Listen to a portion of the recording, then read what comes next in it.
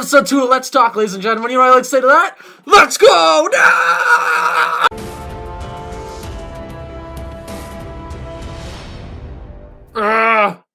Stupid mask. You know what? I've always wanted to be Spider-Man, and deep down, deep down, I truly still believe I am, because, look at this, look at me. Evidently, I still believe that.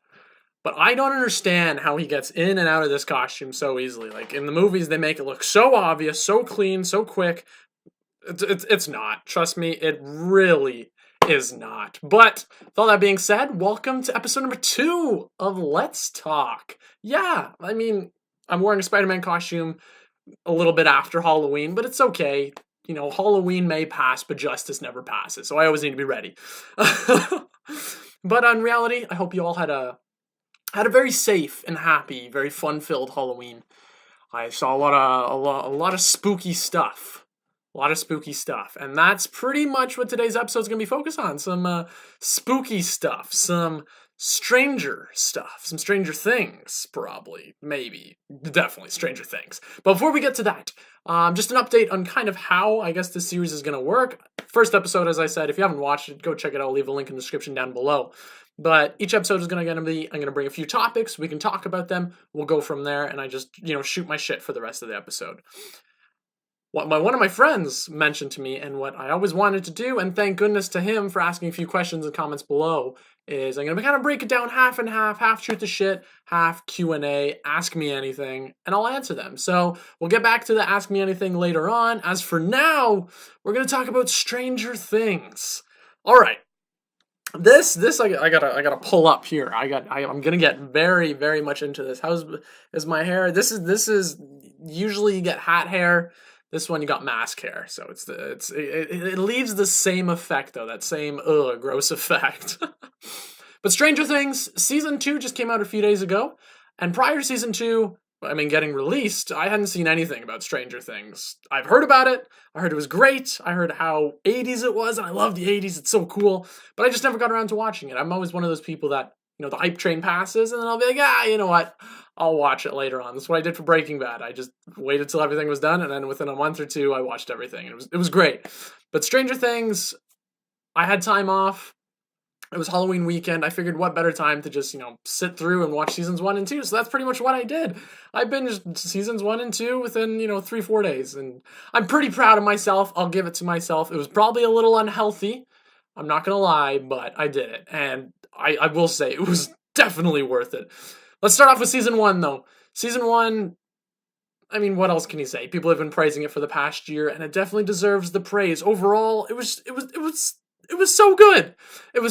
It's such a simple concept, and I'm not saying simple concept to underline the whole Stranger Things aspect, but it's just, superpowers, shit goes wrong, missing kid. You've heard it done many times before, but what I love about it is the characters and the way they approach it. That's what makes the show as good as it is. Especially those characters.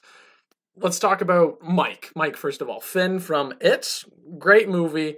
I knew him from that, and then a friend of mine said, yeah, he's in Stranger Things. You gotta watch it, because if you loved him in that, you're gonna love him in this. And I did. He's great. Him and the Central kids, Will, Lucas, and Dustin, they really carry the show. And it's great to see a show or a movie that can be carried by a bunch of, I think there were 11, 12 maybe when they filmed the first season, and that's incredible. And they're going toe-to-toe to these actors that are double their age, triple their age even, quadruple their age, and they're head-to-toe, not head-to-toe, head-to-toe, full in character, yes, but toe-to-toe with these all-star actors, and they hold their ground. It's awesome. I will say, though, here, I'll mention it now, and I'll mention it later on in season 2, because season 2 impressed me even more, but Dustin's character is the funniest guy ever.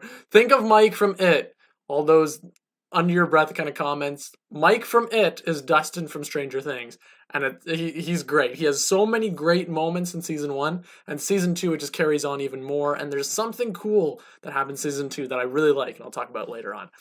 But yeah, season 1 just had everything. Usually I'm not into that kind of spooky stuff, but this wasn't scary. It wasn't kind of spooky for the sake of being spooky. It was creepy, yes, had creepy vibes, but it all made sense. And at the end of the day, everything fused together And in a lot of the ways, because we're gonna hit spoilers here, this one's been out for a year now. If you haven't watched it, go watch it, like immediately, ASAP. But in the way that the story is about, flip-flopped sides, the upside down, and how they're balanced, but at the same time they kind of complement each other. I think that's the best way to describe Stranger Things, is that there's so many weird and so many fantastical things, great characters, great performances, great arcs, but at the same time they have that spooky stuff and all these, I guess, awesome moments that are able to blend together and make it such a balanced show, and a show that focuses on the balance of the underworld and everything. It's just a cool little thing that I noticed. I'm like, you know what, you guys nailed it. But in terms of season one, pretty much what else? It was great. I will say this too. 11, great actress. Great actress. Great performance from I think Millie Bob Brown or something along those lines. She's great. She'll be all over Hollywood in a few years, I can tell you that. But yeah, I really enjoyed season 1, and something that, again, I'll touch on in season 2. Something that I love that they did is that they didn't take these characters and made them so stereotypical. I read an interesting article on IMDb actually afterwards, after I watched the entire season 1 and 2, about Steve's character, like the bully, like the guy Nancy dates for season 1, that said originally he was supposed to be just like a straight out dick. He was supposed to be that quintessential 80s bully, just pushing around kids for the sake of nothing. But because he was so charismatic on set, that they actually developed his character. And this is one of the things I give praise to the show, that the story arcs of characters, the way they intertwine and the way they progress, all makes sense, all is relevant, and all of it is just coherent. It's like everywhere that these characters go, it makes sense, and you appreciate it. Something that I think a lot of Hollywood movies nowadays don't understand, and they don't do very well, is they don't know how to do setups and payoffs. And what I mean by that, and I'll probably do a podcast or a video about this later on, going in depth about what I mean. But there's a lot of time movies that set up something so much, and at the end of the day, they pay it off in so little that it doesn't even make sense. Like it doesn't feel rewarding afterwards. Where there's some shows that don't have enough setup so that your payoff doesn't feel anything. So that when character dies or anything, you don't feel it. Stranger Things, again, going into that balance thing, the balance between setting up and paying off worked for me incredibly well. Pretty much everything that was set up eventually got paid off in a big way, and even in the way where, there's me fanboying out in my seat saying, like, just rooting for these characters on the sidelines, saying, yes, like, you deserve this, good for you, go, go, go, because you're with these characters, and the setups and payoffs between them, they make sense, and they invest you into it more. Because if they didn't, then the show, as I said, is just a missing kid that progresses, post-traumatic stress disorder, all that kind of stuff as well. It's all, that's kind of what the gist of the story is, and like interdimensional stuff. But if you didn't have the characters, you didn't have the setups and payoffs, the arcs between these characters and all their interactions, I don't think it would make the show as great as it is. So I'm thankful for that. So that's season 1. Season 1 I thought was great. Loved it.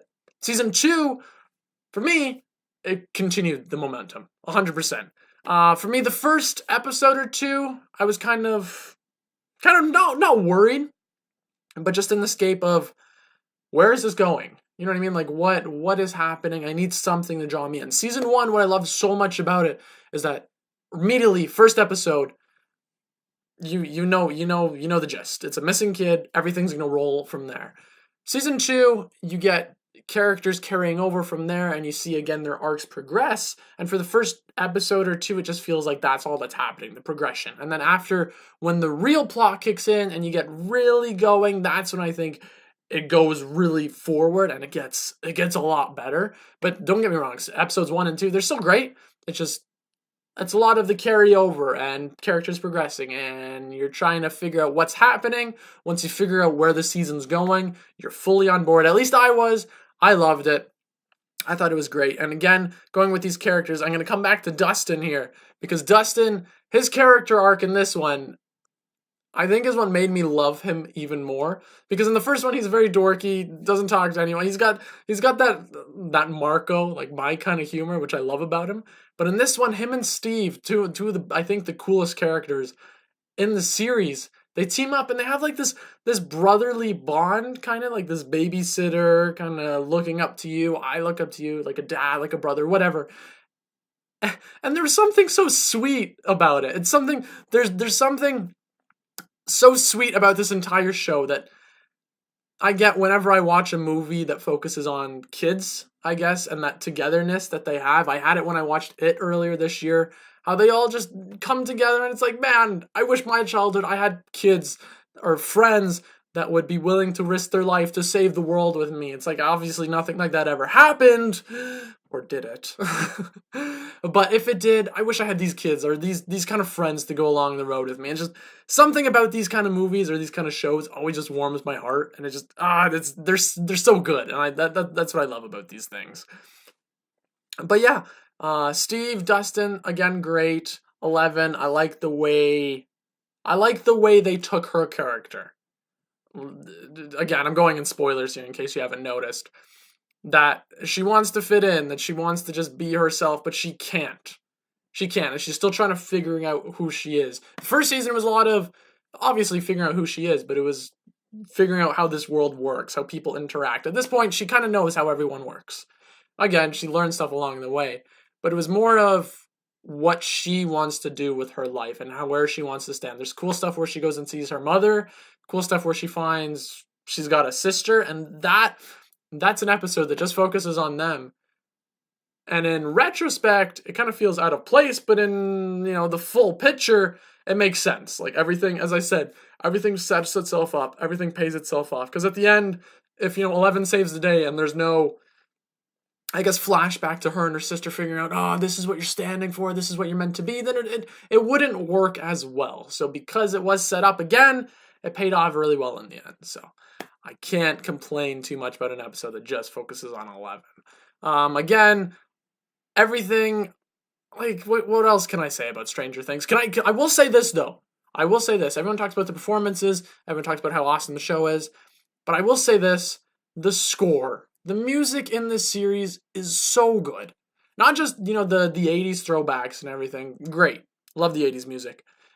But the themes, like the theme songs to the kids, like the first episode when they're playing Dungeons and Dragons. Oh, goosebumps everywhere. When they're playing Dungeons and Dragons, and that kids theme, I think it's literally called Kids on the motion picture soundtrack or the original soundtrack.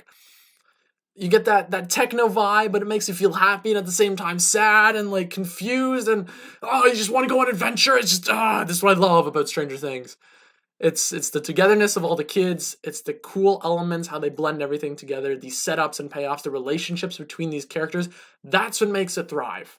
Again, if you don't have these awesome characters to go along with the story, it's a rinse and repeat thing. I know I've said it multiple times, but I'm just trying to tell you that it's good. It's a really good show, and I really, really liked it. Final thing. No, not final thing. A few more things. The cop, Hopper. Fantastic.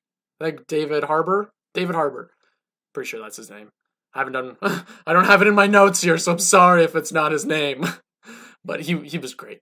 Everything about his character, how he interacts with Eleven. There were so many moments in this show where I either choked up, goosebumps. I felt the tears inside, and it was so sad. Again, the setups and payoffs is what makes this show as great as it is. But the final thing I will say, this is heavy spoilers, so if you haven't seen it, go see it right now. When I talked about earlier about fanboying and like literally cheering out loud, is the very last episode of season 2, where Hopper is talking to the guy from the lab. The guy from the lab. I forget his name. But he's talking about letting Eleven kind of live a life. Remember this because she's going to save your ass and you should let her live her life. And then he's like, you know what, maybe she could come out for one night and then go hiding for a bit and then we can, really focus on her life. And then as soon as he said the one night, I was like, oh no, they're not going to do it because if they do this, I'm going to start crying. And the snowball like it cut to the snowball dance, and I just lost my shit. And I was like, oh my god, this is the sweetest thing ever. These kids are adorable. This is great. Dustin dancing with a Nancy warmed my heart. Mike and 11, Lucas and Max. Max was a great character. I just, I can't stop praising this show. It's so good. I loved it. I loved it. Everything about it. The 80s references. Some people say there's a little too much and that sometimes they beat you over the head. For me, it never really bothered me. They live in the 80s. Like, these kids, like, I feel like I'm one of these kids and I make references all the time. So, putting myself in their shoes, it never bothered me. Because I was like, I would do the same thing if I was them. I would reference Jaws. I'd reference, The Thing. I'd reference Dungeons and Dragons. That's just the way I would do it. And because I connect with these characters so much, I don't get annoyed by it. I can have some people like, oh, it's only bashing you over the head. For me, it never bothered me. The show is great. If you haven't seen it, go check it out. But that wraps up our, I guess, Stranger Things element. Again, love the show. But now we're going to move on to some questions from you guys. Again, if you have any questions, feel free to ask me anything. Movie-wise, sports-wise, anything that's going on in the world, by all means, ask me. And all these questions today come from my good buddy, Spartan Race Master, the creator, the helm of Bike Falls from Cliff and Bike Falls from Dock. Hopefully we can get a sequel one day. If you ever need someone, to film that stuff, you need some explosions, hit me up. From Lucas Manders, these all come from him. So thank you again, buddy. Again, if you guys have questions, leave them in the comments below. First question, though, he asks, is best movie of the year so far? For me, I never really, finalized my list until the very end of the year because there's so many to see, and I don't rate my movies on a scale of 1 to 10 like some people do, or like A's or A minuses. So I just kind of have them all on a list, kind of roughly where they would be. So I'm just going to kind of run you through the top few. Shape of Water was great. Dunkirk was great. Wind River, Blade Runner 2049, Baby Driver, It. I would say those are kind of the top ones at the moment. Again, don't really know how they'd be ordered, but if I had to pick maybe like one or two that I would say really stood out to me, I would say maybe Shape of Water, Dunkirk, Wind River, and Blade Runner 2049. I would say those are kind of my top really big ones at the moment. But again, I don't know how the rest of the year could go. Could change. Could be different ones. Don't know what else is really coming out. Don't know what else I'm going to be able to see. I am seeing Thor in a few days, so maybe that one could be up there. Spider-Man is up there. Trust me. I love Spider-Man. Spider-Man is definitely up there, but I can acknowledge that there are better movies than Spider-Man Homecoming. Next question from, again, Lucas Manders. Are you going to watch Stranger Things? No, I'm not.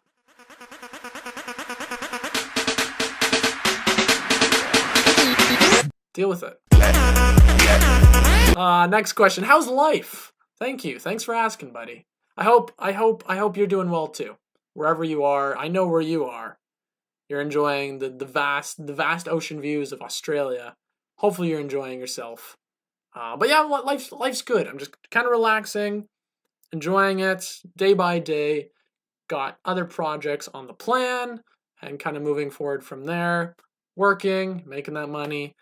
And yeah, but just I'm enjoying it. I have nothing to complain about. Nothing to complain about at all. Next question, again from Lucas.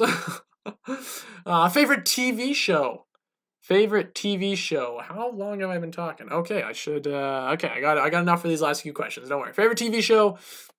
Again, I have a bunch. I can never really say what my favorite is, just because it's always very hard. SpongeBob, obviously, SpongeBob stands out to me. SpongeBob's always been great. Stranger Things, again, it's great. I wouldn't say it's my favorite though. Mr. Robot, I love.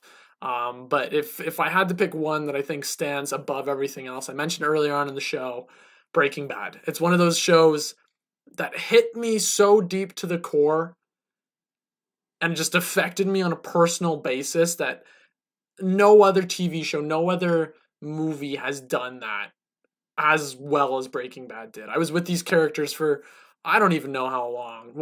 There's probably like 60 episodes, hour each. When you're with a character that long, or with a series of characters that long, you feel everything about these characters and the way they went. Everything made sense. Everything paid off. Breaking Bad is definitely one of my favorite TV shows. Gun control. Why are we getting deep? Why I'm wearing a Spider-Man costume. Not even on Halloween, a few days afterwards, I pretend about saving justice and bringing justice to the world with my mask. And you're asking me about gun control. I'm I'm a young adult sitting in my bedroom with a laptop and 2 lights and a camera, and you want to know my opinion about gun control? That's funny. Sorry about that, guys. SD card ran out of memory, so I had to swap them over. Sorry. I should have checked prior. Forgive my sins against humanity. I know. I'm supposed to be here saving the world, bringing justice to everyone, and I'm the one screwing up on the internet. Place where no one ever lets you live from your mistakes. But we've gone through most of the questions. We've got one final question going into, and that will be John Wick 3 or Baby Driver number 2. I'm guessing which one I would want. If I had to choose between two, John Wick 3. First John Wick I really like, second John Wick I really like. I don't necessarily love them. I think they're great, but not to the level I loved Baby Driver. But the thing about Baby Driver to me, it just felt like a one and done kind of deal. Like I don't want to see the rest of the Baby and Deborah story. My imagination will do the rest. The way it ended was perfect. It's a one and done kind of deal. John Wick, though, especially the way number 2 ended, like it opens itself up in such a way that the world is so comic booky and so much there's so much content that can be like, what's the word, that can be contracted or taken out. You know what I'm talking about. There's so much information, so much that can be drawn. There you go. Drawn from this world, drawn from the source material, that it's like, yeah, I'd rather see John Wick 3 than Baby Driver 2. I love Baby Driver. One of my favorites of the year, don't get me wrong. But just sequel-wise, I think John Wick lends itself to a sequel a lot better. And that's it for today's questions. Thanks for sending them again, buddy. I appreciate it. If you guys have any other questions, leave them in the comments down below. And, you'll be featured in a video. Who doesn't want to be featured in a Marco Pereira video? No. I'm looking at the camera expecting you guys to, like, raise your hands, but it's not the way it works, Marco. It's not the way it works. But, yeah. I really need to fix this mask, too. I don't know if you guys realize, but the strings are all, like, coming out. I had to wear this as a costume for a costume party, and it was a very spectacular experience. Pun definitely intended. But the feeling I got trying this costume on in the costume store, like in the change room, you cannot explain the sensations. The spider senses were tingling all over my body. You feel so powerful wearing a comic book costume. It's ridiculous. But that's besides the point. I finished the questions. We talked about Stranger Things. Hopefully you guys enjoy this episode. Again, I'm going to keep this going as a weekly series. It's great. I love it. I love talking to you guys. Just leave some questions. Let me know what you guys think. Let me know if, I could change anything, improve anything. Probably not, because it's already the best. No, it's not. It's really not. But if you guys have anything you want to add, by all means, let me know in the comments below. And until next time, I'm Marco Pereira. Wait for it. Again, see what I mean? Peter Parker would never have enough time to do all this before he saves the villain. And then he puts it on, and it's like, oh yeah. Yeah, he can save the day. No, but now he's got to do up the back, make it look all nice. By this point, the Lizard or Venom or Carnage or whatever would have already killed Mary Jane or Gwen Stacy or taken over New York, and they would all be booing me. I'd get thrown out. They'd probably search an arrest warrant for me. And there goes my superhero days. And I'm Marco Pereira, a.k.a. Spider-Man. Ciao for now.